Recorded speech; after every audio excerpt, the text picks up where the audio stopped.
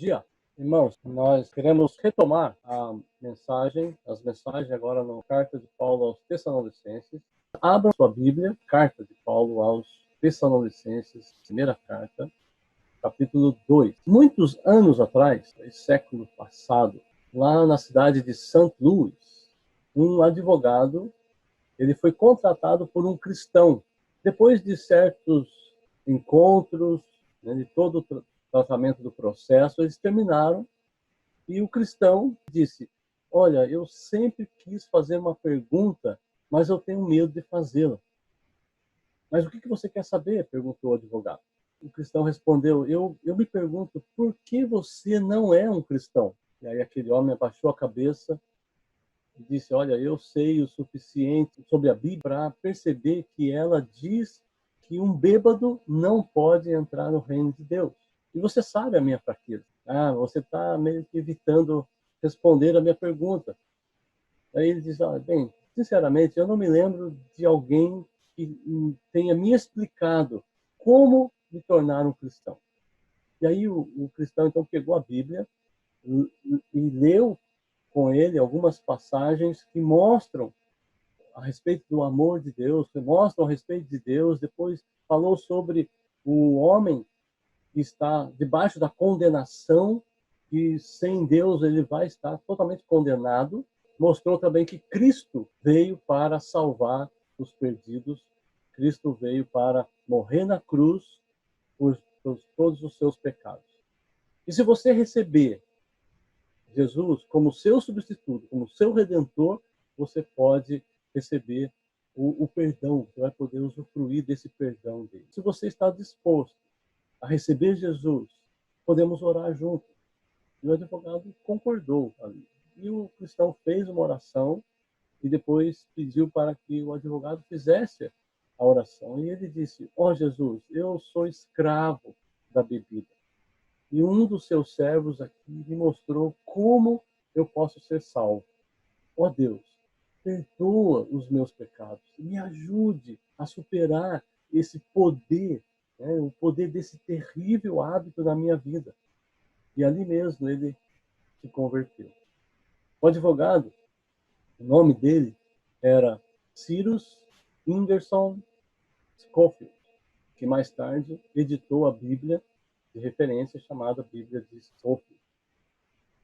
A pergunta que nós fazemos é: como que alguém que recebeu a Cristo, que vive a nova vida, que experimenta a graça de Deus, como que alguém que conhece o amor de Deus, alguém que percebe a cada manhã, quando ele acorda, percebe essa sobrenaturalidade da misericórdia de Deus se renovando na sua vida, como que alguém que desfruta da segurança de estar nas mãos de Deus, como que alguém que experimenta diariamente essa viva esperança que a vida cristã nos dá, que Deus nos dá, como que alguém que conhece o Evangelho e a obra de Deus, em que o Deus Pai derramou a sua ira sobre o Filho na cruz, como que alguém assim não quer divulgar isso, não quer mostrar isso?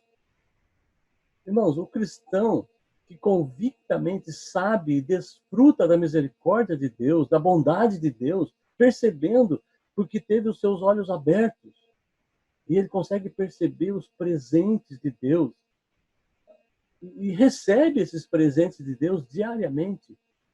Esse cristão, esse irmão, ele vai proclamar o evangelho com confiança e ousadia, porque sabe que proclamar o evangelho, além de falar, significa confiar, colocar o seu coração, a sua vida no evangelho, a ponto de viver pelo evangelho. E quando se vive o evangelho, pelo evangelho, com essa confiança, que é a graça de Deus, o cristão recebe ainda mais dádivas de Deus. E nós aprendemos isso nas últimas mensagens com relação aos primeiros versos desse capítulo 2, primeira carta aos Tessalonicenses. Então, a sua Bíblia está aberta. Gostaria que você mantenha aberta. Nós temos aqui o encorajamento de Paulo, né? Como está aí na tela. Nessa carta aos Tessalonicenses, Paulo e seus companheiros estão encorajando a igreja a desfrutar do trabalho da fé e da obra do amor e a perseverar na santificação com esperança. Vamos engolir melhor essa frase que é bem longa, né? A carta, a mensagem da carta, você vai encontrar nessa mensagem o encorajamento de Paulo e vai encontrar nesta carta a ordem, né, o desejo de Paulo em que os cristãos perseverem na santificação. Então, encoraja-os a desfrutar do trabalho da fé e do trabalho do amor. Então, a fé e o amor estão no cristão, dado por Deus, e esta fé, esse amor de Deus vai trabalhar o cristão de maneira que ele vai viver piedosamente, vai viver a santificação. E aí Paulo está dando essa ordem, mostrando esse argumento muito forte de perseverar na santificação, olhando para frente, olhando para aquele dia, olhando para a cidade celestial. Olhe para o alto. Então, persevere. Como é que você vai perseverar? Olhando para o alto. E quando você olhar para este mundo, você não vai perseverar. Nós estamos estudando o capítulo 2. A mensagem do capítulo 2 é esta. Os crentes, a partir da fé, ou seja, desde o seu novo nascimento, quando ele recebeu essa fé, quando ele recebeu de graça essa habilidade de confiar em Deus, então, a partir daquele momento, ele passa a servir a todos que serão a glória e a alegria na vida de Cristo. Então, o capítulo 2, se você ler, você vai ver isso. Paulo está mostrando, apontando lá para aquele dia, aquela cidade, quando nós estivermos entrando na cidade celestial. Ele está dizendo, vocês terão glória e alegria. Quem serão essa glória e alegria? Os nossos irmãos, ou aqueles a quem nós estamos servindo, aqueles que nós estamos proclamando o Evangelho, eles serão a nossa glória e alegria. Estamos começando a estudar agora esse parágrafo dentro do capítulo 2. Capítulo 2, versículos 3 a 8. Hoje vamos estudar versículos 3 e 4. Mas esse parágrafo 3 a 8 nós temos uma verdade aqui.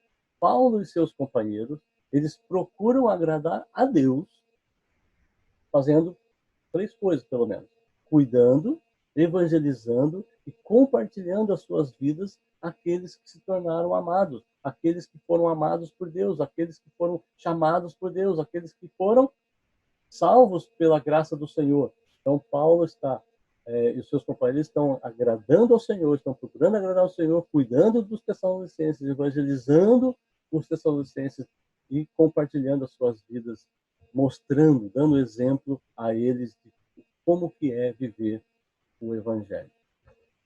Então, a grande ideia que nós vamos ver hoje é aquele que, pela fé, é instrumento de Deus, revela um coração disposto a agradá-lo ao ofertar o que tem recebido do próprio Deus. Então, vamos entender bem isso. Nós vamos estudar, nesta manhã, como disse, o versículo 3 e 4. Nós vamos aprender uma oferta. Então, 3 ofertas nesse texto, nós vamos trabalhar com apenas uma. Então, aquele que, pela fé, você confia que é instrumento de Deus. E ser um instrumento de Deus é como estar na caixa de ferramentas de Deus, estar ali à disposição de ser usado por Deus, e você, como instrumento, não é nada, a não ser quando você é usado por Deus. E aí, ser usado por Deus é um privilégio. Você tem o entendimento de que é um privilégio. Por isso, o seu coração está disposto. Então, aquele que está disposto, aquele que tem o seu coração disposto, ele revela esse coração disposto a agradar a Deus quando ele oferece aquilo que ele recebe do próprio Deus. Então, nós vamos ver aí o que nós temos recebido e o que nós podemos oferecer. E não é nada nosso. Como eu disse, nós vamos ver apenas uma oferta, são 3 ofertas que o fiel, durante a sua jornada aqui neste mundo, ele vai oferecer pelo menos essas 3 coisas em prol daqueles que serão, na vinda de Cristo, a nossa alegria e glória. Entendendo, ser instrumento de Deus é um privilégio, então se torna uma missão para aquele que assim entende. Essa missão de ser um instrumento de Deus, Paulo, Silas e Timóteo, eles exortaram e encorajaram a cada um dos tessalonicenses, como um pai trata o filho. Ele diz isso, um pai que vai tratar o filho, ele vai tratar com cuidado. Deus chama a mim, Deus chama a você. Deus está chamando cada um de nós. E quando você se dispõe a Deus para ser um servo, um ministro, um cooperador, você tem, como Paulo, de reconhecer a necessidade de exortar, de encorajar e exemplificar. Então você precisa entender que existe uma necessidade, você precisa exortar, você precisa encorajar e precisa dar o exemplo para que o seu irmão e a sua irmã ande de modo digno de Deus. Volte para o caminho onde à frente está a nossa cidade celestial. Então, quando alguém sai do caminho, você traz de volta, você vai exortar. Aqueles que estão no caminho, você vai encorajar para permanecer. E junto com aqueles que estão no caminho, você vai dar o exemplo de como que você anda, deve andar no caminho, e você vai aprendendo um com o outro. E o outro também vai estar fazendo isso, vai estar exortando aqueles que estão fora, vai estar encorajando aqueles que estão caminhando e vai estar observando aqueles que estão junto com você, vai vendo o exemplo na vida deles também. Então, de maneira que todos nós podemos caminhar de maneira digna de Deus, que está chamando, que nos chama para estarmos com Ele, que nos chama para o seu reino e glória. Olha só o que Paulo fala no mesmo capítulo 2, só que lá na frente, versículo 12. Paulo diz, exortando e consolando e dando testemunho para que vocês vivam de maneira digna de Deus que os chamou para o seu reino e glória. Percebe? Está aí, no versículo 12, ele quase que vai estar novamente trazendo um resumo do que ele vai nos falar nos versículos de 3 a 8.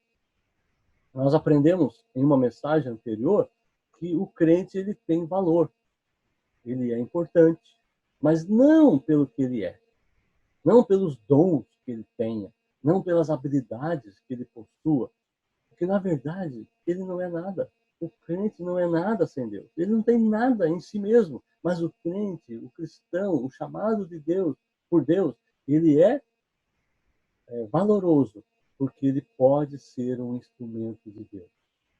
Então, a primeira oferta que nós vamos descobrir nessa manhã é que o fiel realiza em prol dos que serão na vinda sua alegria e glória, ele oferece a sua exortação. Acompanhe aí na sua Bíblia, pois a nossa exortação não tem origem no erro, nem em motivos impuros, nem temos intenção de enganá-los.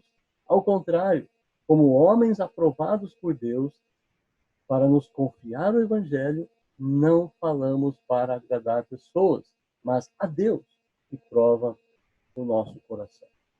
Então, ainda com o texto aberto, você vai poder observar bem o texto aí. O apóstolo Paulo, ele declara explicitamente a nossa exortação.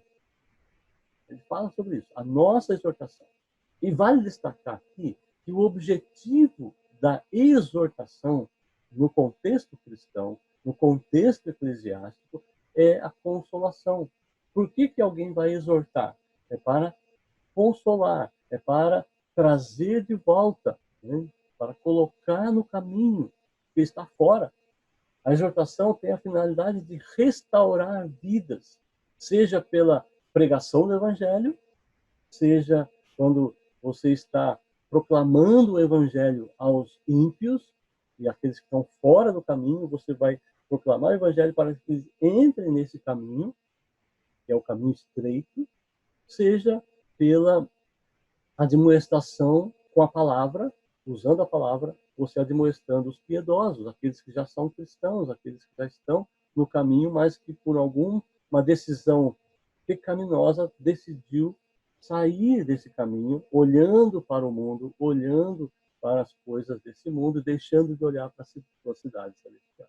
Então, Paulo e a equipe, Silas e Timóteo, eles expõem para a igreja que a palavra deles, A exortação deles, feita aos Tessalonicenses, foi aprovada por Deus. A evidência clara se encontra no fato de que o evangelho ele foi recebido. Os Tessalonicenses receberam, eles aceitaram esse evangelho. E no final do versículo 4, ele lembra que Deus prova os nossos corações. Eu não sei se isso estava na mente de Paulo, exatamente o versículo que quero mostrar com vocês, mas é algo que nós precisamos ponderar. É importante isso. Salmo 139, 1 e 2 diz: Senhor, tu me sondas e me conheces, e sabe quando me assento e quando me levanto. De longe penetras os meus pensamentos. Percebe aí que o Senhor, ele conhece o nosso coração. Então, o nosso falar, a exortação que nós vamos ofertar, deve agradar a Deus. Onde? Ali, no coração, a partir do coração. Para isso, o crente fiel, ele deve considerar que Deus está presente. Deus está observando a sua fidelidade. Se você entender isso, se você realmente crê que essa é uma verdade, que Deus sonda, Ele conhece, Ele sabe quando eu me assento, sabe quando eu me levanto, Deus sabe já os meus pensamentos, mesmo até aqueles que ainda não chegaram na minha mente. Está ali no meu interior. Se você tem essa consciência, você sabe que isso, essa verdade, é porque Deus, Ele é onipresente, onisciente. Ele está presente com você e conhece você. Ele está o tempo todo com você. Se você considera isso, e se você entender que Deus está com você, eu estou pregando para vocês aqui, diante de uma câmera, mas Deus está aqui presente. Eu não tenho que falar algo que está apenas na minha mente, eu tenho que ser fiel a Deus que está me observando. Ele está observando se eu estou sendo fiel à sua palavra ou não. Então eu quero agradar a Deus. Eu não quero agradar a vocês que estão ouvindo essa mensagem. Paulo diz que a nossa exortação, e agora eu vou colocar aqui o texto, a nossa exortação, ele está dizendo para nós aqui, a nossa exortação, ela não tem origem no erro. Ou seja, ela não foi extraída do erro.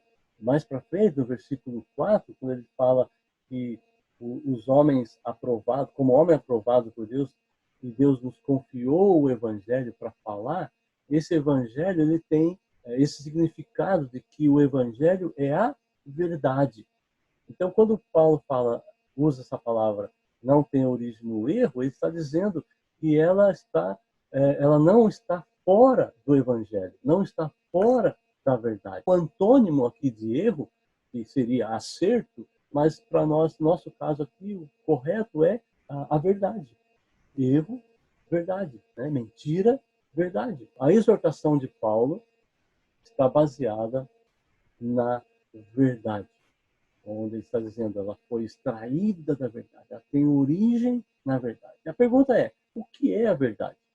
As Escrituras nos ensinam que a verdade é a palavra de Deus, a verdade é o próprio Jesus. Ele disse, eu sou a verdade e a vida. Então, avalie a sua exortação. Quando você vê alguém fora da palavra, quando você vê alguém fora do caminho em que ele deveria, se você julga isso, né? Você vai julgar alguém e a pessoa realmente está fora. Você não está julgando o seu coração, está julgando os seus atos, aquilo que está sendo mostrado. Então, isso é para ser julgado mesmo. E quando você julga isso, você como irmão em Cristo, você precisa, como disse lá no início, você precisa reconhecer a necessidade de exortar, de encorajar e de dar o exemplo ao seu irmão. Então você vai exortá-lo. Mas a sua exortação precisa ter origem na palavra. Você vai falar com ele a verdade da palavra. Será que a sua exortação prima pela verdade? Dá preferência à verdade? Dá primazia para a verdade?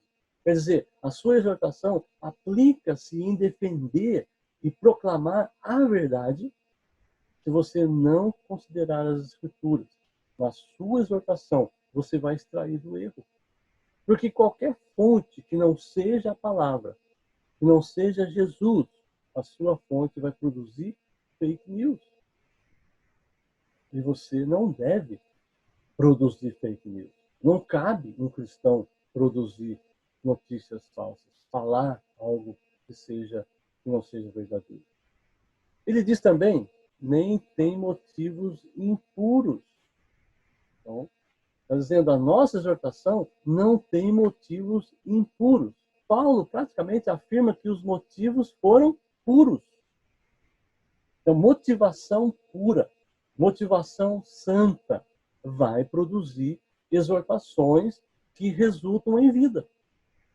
A motivação, se a sua motivação é uma motivação santa, você vai exortar para que o seu irmão, a sua irmã tenha vida, volte para o caminho da vida, né? Para que vai também produzir esta motivação pura, vai produzir exortações que vai buscar o que a Bíblia valoriza. E o que a Bíblia valoriza? Você vai encontrar aí no texto bíblico várias respostas para essa pergunta. Mas, como exemplo, eu quero relacionar o fruto do Espírito. A Bíblia valoriza o amor, a alegria, a paz, a longanimidade, a benignidade, a bondade, a fidelidade, a mansidão e o domínio próprio.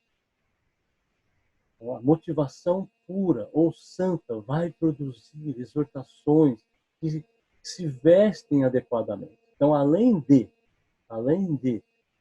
resultar na vida, além de buscar o que a Bíblia valoriza, a forma como você vai falar, a forma como você vai entregar essa exortação, ela precisa estar com uma roupa adequada, uma roupa também santa.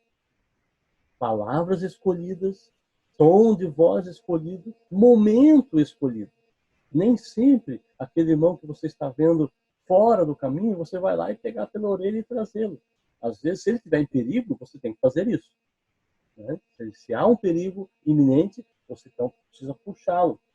Mas se você ver alguém saindo, está fora, aí você então pode escolher o momento correto, pode escolher as palavras, pode até estudar, escrever as palavras, pensar no tom de voz, porque você vai dar uma roupa santa à sua exortação. Em terceiro lugar, continuando aqui, Paulo informa que a exortação, o Paulo diz assim, nós também não temos a intenção de enganá-lo. Aqui, no próprio texto. Ela foi feita com clareza e não com engano. O engano aqui tem a ver com vender gato por lebre. Na história grega, você tem aquela história do cavalo de Troia. Foi dado um presente, mas dentro estava cheio de soldados, de maneira que houve trapaça, houve engano, houve fraude. Então, o engano aqui está relacionado a isso, né? Você não vai trapacear, você não vai fraudar, você não vai enganar. Paulo falou claramente, não há engano. Nós não temos intenção de enganá-los, porque Deus não aprova um evangelho que traz engano, um evangelho que apresenta as bênçãos de Deus, mas não apresenta a maior bênção, que somente será obtida mediante a fé. E essa fé que vem de ouvir a mensagem plena, completa de Cristo. A mensagem de Cristo coloca o pecador na sua posição real. É esta a exortação que você precisa dar, em que coloque a pessoa, seja um incrédulo ou seja um crente, na sua posição real. Qual é a posição real de alguém que está fora do caminho de Deus? Qual é a posição real do pecador? Ele está rebelde contra Deus. E, portanto, necessita se arrepender, necessita confessar o seu pecado, e necessita crer em Cristo, recebendo-o como o Deus vivo. Seja um incrédulo, seja um crente. Está fora do caminho, ele vai precisar se arrepender, vai precisar confessar, vai precisar receber esse Deus vivo, porque porque se ele está fora do caminho é porque ele está querendo receber um outro Deus, e qualquer outro Deus é morto. Então, continuamos aqui a observar nosso texto. Ao contrário, como homens aprovados por Deus, o Evangelho ele foi confiado aos homens, e esses homens foram aprovados por Deus. Quem são os aprovados? Mais uma pergunta para a gente avaliar aqui e estudar esse texto. Cabe aqui, então, nós raciocinarmos um pouco. Eles são aprovados, por isso receberam o Evangelho, ou eles receberam o Evangelho e por isso são aprovados? Nós não iremos fazer um estudo aqui totalmente completo sobre esse assunto, mas nós queremos descobrir em qual direção as Escrituras acenam. No capítulo anterior, capítulo 1, aprendemos que a maioria dos crentes lá em Tessalônica, eles eram convertidos, a maioria deles lá eram convertidos que deixaram a idolatria. Muitos não eram totalmente idólatras, mas muitos ali, talvez a maioria, eram convertidos que deixaram a idolatria. Por que nós podemos entender isso, que a maioria era, além das informações do texto? Mas bem perto de Tessalônica estava situado o Monte Olimpo. Deixa eu mostrar aqui no mapa para vocês. Aqui está Tessalônica, né? Dá para vocês verem aqui, Tessalônica, bem nesse pontinho aqui, e o Monte Olimpo está aqui embaixo. O Monte Olimpo era a morada dos deuses gregos. Evidentemente que muitos dos tessalônicos, não todos, né, mas a grande maioria dos tessalônicos se dirigiam para esse monte para adorar os seus ídolos. Eram frequentes ou não, mas muitos iam para lá. Porém, os que creram no Senhor Jesus, eles abandonaram essa prática abominável e passaram a adorar o Deus vivo. Por quê? Paulo afirma, Deus os escolheu.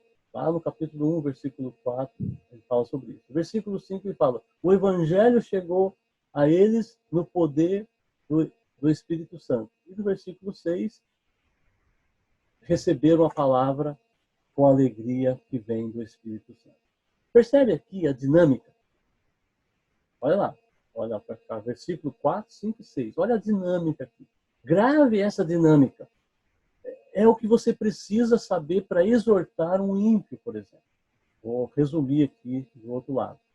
Existe a eleição, existe toda a obra de Deus, você vai falar sobre Deus, quem é Deus, vai falar sobre a queda do homem, que ele está totalmente distante e não tem como, e Deus, ele escolheu. Precisa também ouvir a palavra. Aí você vai falar sobre a redenção de Cristo, falar sobre a obra do Senhor Jesus, e ele precisa da fé, ele precisa receber, assim como os tessalonicenses receberam.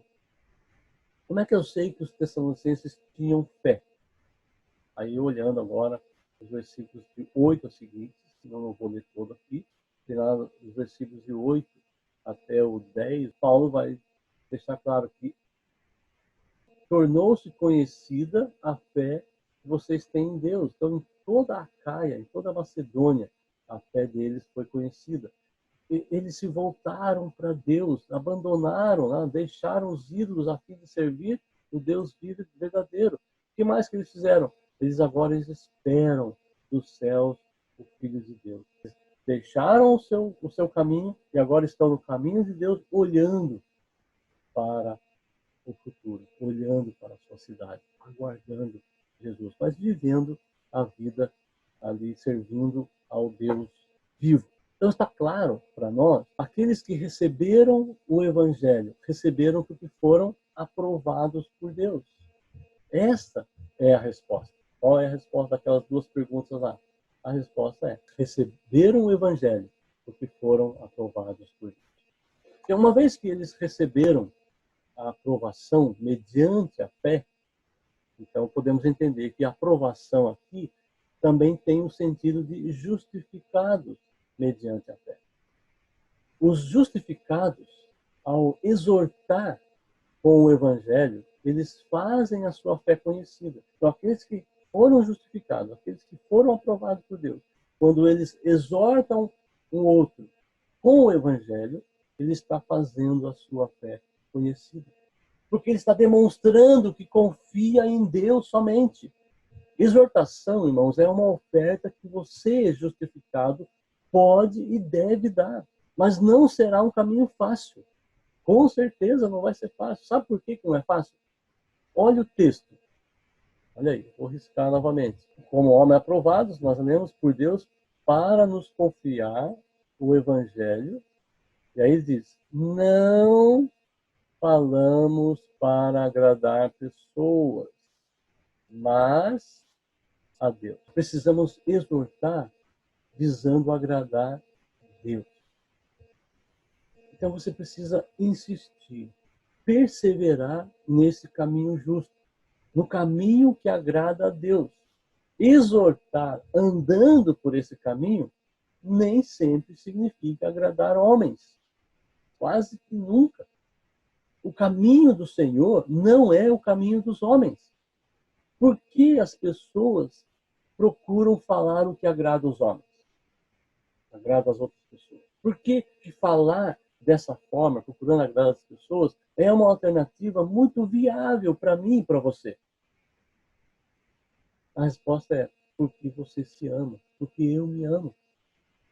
E você não pode negar isso. Ofereça a exortação aos seus irmãos, não por amor a si, mas por amor a Deus. Ame o Senhor de todo o seu coração, de toda a sua mente, de toda a sua alma, de toda a sua força. Se você ama o Senhor, você vai querer agradá-lo. Se você amar mais a si mesmo, você vai querer agradar os homens. Você está disposto a agradar a Deus? O seu coração, ele se mostra nesse sentido. O seu coração se mostra realmente que você quer agradar a Deus. O evangelho que você fala considera o amor a Deus. Se você não considerar que quem exorta é o próprio Deus, e você é apenas instrumento, então não vai haver fé. E se não tem fé, segundo as Escrituras, é pecado. Não haverá fé porque a confiança estará em seus argumentos, ou em qualquer outra coisa, não na palavra de Deus. Paulo, escrevendo aos Efésios, ele declara o seguinte, embora ele fosse o menor dos menores de todos os santos e apóstolos, foi concedida a ele a graça de anunciar aos gentios as insondáveis riquezas de Cristo. Efésios 3:8. Então ele diz, olha, eu recebi, foi concedido a mim, Deus me concedeu essa graça de anunciar aos gentios as insondáveis riquezas de Cristo. Então a exortação que o fiel oferece é a exortação que Deus lhe confiou. Você aprendeu sendo exortado anteriormente. Em algum momento da sua história, você foi exortado. De repente, você foi exortado essa semana. Você está recebendo exortação agora. Ou quando você buscou o conhecimento, lendo a palavra, estudando a palavra, meditando na palavra, ou ainda a somatória de tudo isso. Então saiba que em cada dia Deus lhe concederá oportunidades para oferecer exortação ao seu próximo. Por exemplo, a conversa que você tem com os seus irmãos, com os seus amigos, com os seus colegas de trabalho, considera o amor a Deus. Você conversa com eles lembrando que quer agradar a Deus. Avalie aquelas conversas em particular, com um irmão ou com outro, ou com alguém lá do seu trabalho, alguma pessoa que você tenha contato, até mesmo fora da igreja. Pense em alguma conversa que você teve. Será que aquela conversa ela precisa ser censurada? Se ela fosse gravada, sabe que você fala, isso aqui não coloca, isso aqui corta. Será que aquela conversa traz honra a Deus ou não traz? Se ela não traz honra, se ela precisa ser censurada, então não agrada a Deus. Para que a exortação ela seja oferecida, ela precisa ser extraída da palavra, para que Deus o use, né, como instrumento nas mãos dele, nesse ministério. É preciso que você, então, use a palavra de Deus. Oferecer exortação que você recebeu é fazer o que Cristo fez. Lembra lá? Jesus, ele procedeu assim. Na oração lá em João 17, ele diz: assim como tu me enviaste, eu os enviei ao mundo. Então Jesus esteve nesse mundo enviado pelo Pai. Você está nesse mundo enviado por Cristo. Desde quando você foi alcançado pela graça, o Espírito Santo está conduzindo você a toda a verdade. Quando você foi alcançado pela graça, você nasceu de novo. E você nasceu de novo agora num mundo novo. Você não pertence mais a este mundo. Porém, Jesus enviou você a este mundo. Percebe? Você está aqui, você é enviado por Cristo Jesus. E o Espírito Santo está conduzindo você a toda a verdade. O que nós estamos aprendendo hoje é que você foi enviado a este mundo por Jesus. Então, Paulo usa, lá em Corinto, na carta aos Coríntios, usa a palavra embaixador. Nós somos embaixadores de Cristo, somos seus representantes. O que Jesus faria em seu lugar? O que Jesus faria em meu lugar? Você vai comunicar o Evangelho. O que Jesus faria? Como que Jesus comunicaria? O que ele comunicaria? O nosso Salvador esteve neste mundo e glorificou o Pai, fazendo a vontade do Pai e terminando a obra que ele recebeu aqui para realizar aqui neste mundo. Nós ainda estamos no mundo e este mundo ainda não adora a Deus. Portanto, a obra que nós recebemos ainda não está terminada. Nós vamos trabalhar até a volta de Jesus ou até irmos nos encontrar com Ele. Entenda claramente isso. Você foi alcançado pela graça.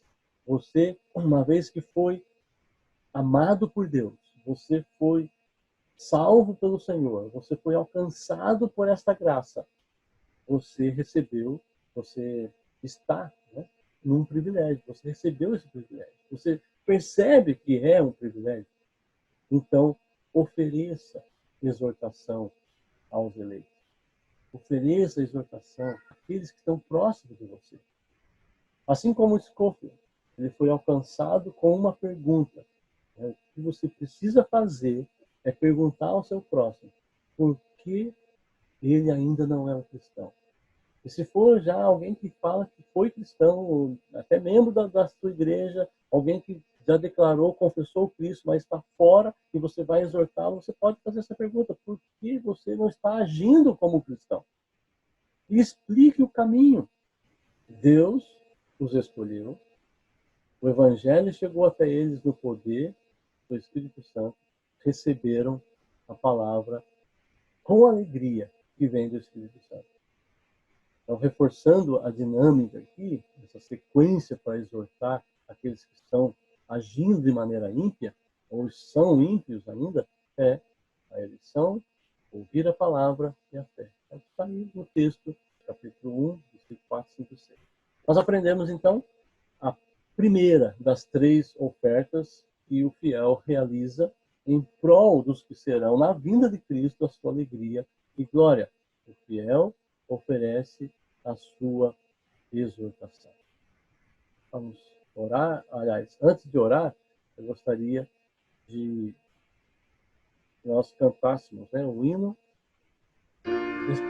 Cristo, ele nos libertou, né? O pecador, ele estendeu a mão e Jesus, aliás, Cristo estendeu a mão e salvou o pecador. Você foi salvo. O que acontece então com o pecador? Seu coração foi transformado. Para que foi transformado? Um dos motivos é que para que você sirva a Jesus com gratidão. Então, Jesus estendeu a mão, primeiro estrofe, o coro fala do coração transformado e a segunda estrofe coloca-nos à disposição para amar o Senhor. Cantemos juntos.